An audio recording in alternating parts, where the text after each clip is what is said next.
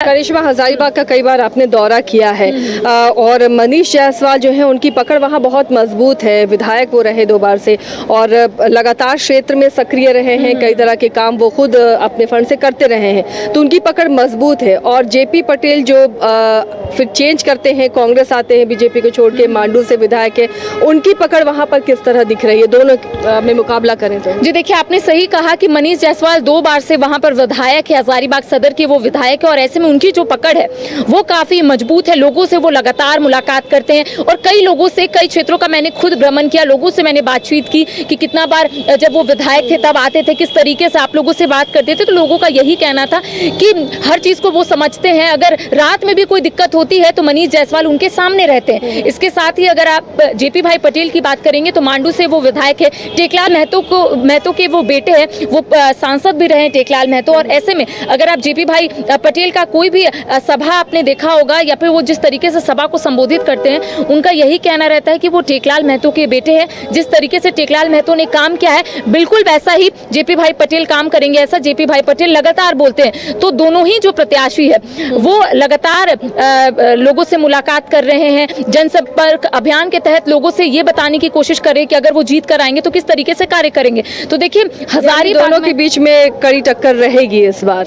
जी, ये तो बिल्कुल देखने को मिल रहा है कि कड़ी टक्कर जो है वो हजारीबाग में देखने को मिलेगी। जो हम लोग बोलते हैं ना, नेक टू नेक जो मुकाबला है वो हजारीबाग में कहीं ना कहीं देखने को मिलेगा। जिस तरीके से उदय ने कहा कि कुर्मी वोटर्स वहां पर ज्यादा है और ऐसे में वो फैक्टर अगर जेपी भाई पटेल का काम आता है तो जेपी भाई पटेल मुख्य रूप से मुकाबले में आ जाएंगे। हालांकि अभी भी वो मुख्य रूप से मुकाबले में है, लेकिन कह सकते हैं दोनों जो प्रत्याशी है वो एक दूसरे को काफी टक्कर देने वाले हैं। हालांकि ये पिछले कई बार से तो हजारीबाग बीजेपी का गढ़ रहा है, तो एक फेवर है, एक पॉजिटिव साइन उधर भी है। अब इसमें कितनी सेंधमारी कर पाते हैं जेपी पटेल, ये देखना दिलचस्प होगा। किस तरह की उनकी लॉबिंग रही, किस तरह उन्होंने चुनाव प्रचार किया। बस इतना बोलूंगा कि बीजेपी को 2019 के चुनाव में 67.4% वोट मिले थे। अब आप इसी से अंदाजा लगा सकती हैं कि वहाँ बीजेपी का क्या होल्ड है। लेकिन जेपी भाई पटेल को ये बात पता है कि वो बीजेपी का गढ़ है। आपने देखा होगा कि कई बार उन्होंने इंटरव्यू के जरिए ये बताने की कोशिश की कि वो इस बार इतिहास रचने वाले हैं। उनको ये पता है कि कांग्रेस का गढ़ वो नहीं रहा है, बीजेपी की सीटिंग सीट है और बीजेपी की ओर से भी चीजों को देखा जा रहा है कि किस तरीके से वापस बीजेपी के खाते में हजारीबाग सीट आए। लेकिन जेपी भाई पटेल एक रट जरूर मारे हुए हैं कि इतिहास वो रचने वाले हैं। तो जेपी भाई पटेल को चीजों चलिए करिश्मा, कोई भी कैंडिडेट ये नहीं कहता कि वो हारेगा, सबको लगता है वो रिकॉर्ड वोटों से जीतेंगे। हजारीबाग में इस बात का इंतजार रहेगा कि देखिए, यशवंत सिन्हा बागी बने बैठे हैं, पुराने दिग्गज हैं। अम्मा प्रसाद उनका आशीर्वाद लेने गई थी जब उनके चुनाव लड़ने की चर्चा थी। तो यशवंत सिन्हा कितना नुकसान पहुंचा पाता है, चर्चाएं इस तरह की भी हैं कि कई बीजेपी के कार्यकर्ताओं को भी एक अलग खेमा बनाने की कोशिश की जा रही है। और जयंत सिन्हा का भी मौन समर्थन है, क्योंकि वो नामांकन के दिन तो खुलकर नहीं दिखे, लेकिन उसके बाद भी वो खुलकर समर्थन में नहीं दिखाई दिए हैं। आमतौर पर जो बीजेपी के जितने भी कैंडिडेट का टिकट कटा है, जिसे फिर मिला है, वो उनकी सभाओं में वो दिख रहे हैं, लेकिन हजारीबाग में जयंत सिन्हा नजर नहीं आए। बिल्कुल, जयंत सिन्हा को काफी नागवार गुजरा है कि जिस तरह से उनका टिकट कटा है और इसी का असर दिखाई दे रहा है। लेकिन यशवंत सिन्हा तो शुरू से मोदी सरकार से, ये पीएम नरेंद्र मोदी से उनका 36 का आंकड़ा रहा है, वो कितने कामयाब रहेंगे ये देखने वाली बात रहेगी। जिस तरीके से इन्होंने कहा कि अम्बा प्रसाद जब आशीर्वाद लेने गई थी यशवंत सिन्हा के पास, अभी हाल ही के दिनों में जब जनसंपर्क अभियान चला रहे थे जेपी भाई पटेल, उस वक्त अम्बा प्रसाद भी उनके साथ मौजूद थी। अम्बा प्रसाद ने बातचीत के दौरान कहा कि मैं जहां पर भी जेपी भाई पटेल के साथ जा रही हूँ, लोगों को ऐसा लग रहा है कि मैं खुद प्रत्याशी हूँ। क्योंकि बीच में ऐसी खबरें आई थी कि शायद अम्बा प्रसाद को टिकट मिल सकता है, अम्बा प्रसाद चुनावी मैदान में हो सकती है। तो इसको लेकर अम्बा प्रसाद ने कहा था कि मैं जेपी भाई पटेल के साथ तो जरूर जा रही हूँ, लेकिन जहां पर भी जा रही हूँ लोगों को ऐसा लग रहा है कि मैं खुद प्रत्याशी हूँ। तो कह सकते हैं कि जब से वो यशवंत सिन्हा से आशीर्वाद ली है, तब से शायद लोगों को ये लग रहा था कि अम्बा प्रसाद को इस बार टिकट मिलेगा, चुनावी मैदान में वो उतरेंगी। तो ऐसा सिनेरियो जो है वो मतलब हजारीबाग में देखने को मिल रहा है। जेपी पटेल के लिए इतिहास रचने वाली ही बात है, क्योंकि अगर आप देखिएगा तो 1971 और फिर उसके बाद 1984, ये 1984 वो आखिरी साल था जब कांग्रेस जो है वो हजारीबाग में चुनाव जीतने में सफल हुई थी।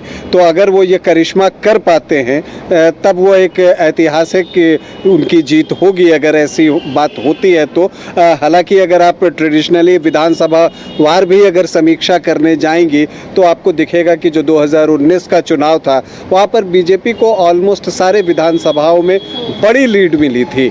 और चाहे वो बड़का गांव का ही विधानसभा आप ले लीजिए, वहाँ पर भी बीजेपी को बड़ी लीड मिली थी। यहाँ तक कि अगर आप विधानसभा चुनाव की बात कीजिए तो बुंडू में जेपी पटेल बीजेपी के ही टिकट पर चुनाव लड़े थे, लेकिन जीत उनकी भी बड़ी नहीं थी और दूसरे नंबर पर आजसू थी। तो जो ये हजारीबाग का जो इलाका है वहाँ पर आजसू की भूमिका बहुत मांडू में महत्वपूर्ण हो कांटे का जाती मुकाबला है। रहा था जेपी भाई पटेल का आजसू से, तिवारी महतो के साथ नेक टू नेक फाइट थी और अंतिम क्षण में यह फैसला हुआ था हार किसकी जीत किसकी। तो ये भी उनके सामने एक बड़ी चुनौती होगी क्योंकि आजसू बीजेपी के साथ खुलकर साथ है।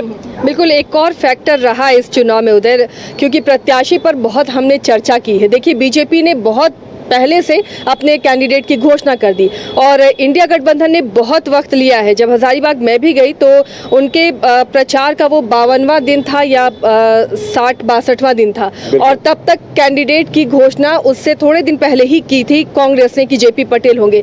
तो ये जो वक्त मिला बीजेपी को अलग अलग सीटों पर उनके कैंडिडेट को चुनाव प्रचार के लिए, ये बड़ा फायदा पहुंचा सकता है। जी हाँ, बिल्कुल, इसका फायदा तो मिलता ही है। जो प्रत्याशी पहले घोषित कर दिए जाते हैं उनका चुनाव प्रचार जो है वो पहले से शुरू हो जाता है, वो ज़्यादा गांव तक पहुंच पाते हैं। चूँकि देखिए अब है क्या कि संसदीय क्षेत्र जो है वो सभी काफ़ी बड़े हो गए हैं। वो हर साल जो है उसमें और वोटर्स जो है वो ऐड ऑन होते चले जाते हैं। तो ऐसी परिस्थिति में प्रत्याशियों के लिए भी ये काम आसान नहीं होता। तो उन्हें जितना ज़्यादा वक्त मिलता है तो उनके लिए आसानी होती है कि वो ज़्यादा से ज़्यादा वोटर्स तक जो है अप्रोच कर सकें और उन्हें अपनी बातों से जो है वो अपने प्रति जो है एक समर्थन जुटा सके। तो इस मामले में बीजेपी के जो प्रत्याशी हैं वो खुशकिस्मत रहे कि उनकी पार्टी ने जो है वो पहले जो है उम्मीदवारों की घोषणा कर दी। लेकिन ये भी चीज़ है कि चुनाव एक ऐसी चीज़ है कि वो रात भर में बदल जाती है।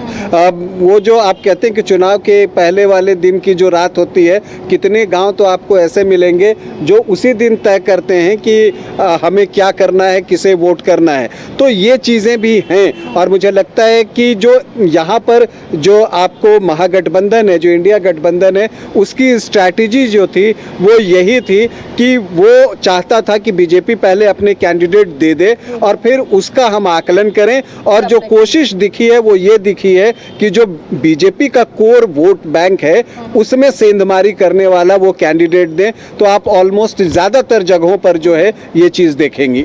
कमाल करते हो जी, बच्चे घूमने की इतनी जिद कर रहे हैं और तुम हो कि तुम्हें फुर्सत ही नहीं मिल रही। अब इतनी गर्मी में जाए तो जाए कहाँ?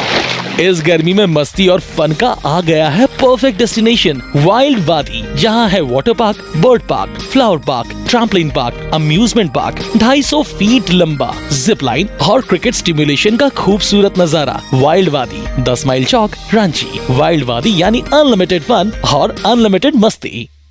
26 वर्षों में 17,000 से अधिक डॉक्टर बना चुका बिहार एवं झारखंड के छात्रों एवं अभिभावकों के बीच सर्वाधिक विश्वसनीय एवं लोकप्रिय संस्थान गोल, नेशंस लीडिंग इंस्टीट्यूट।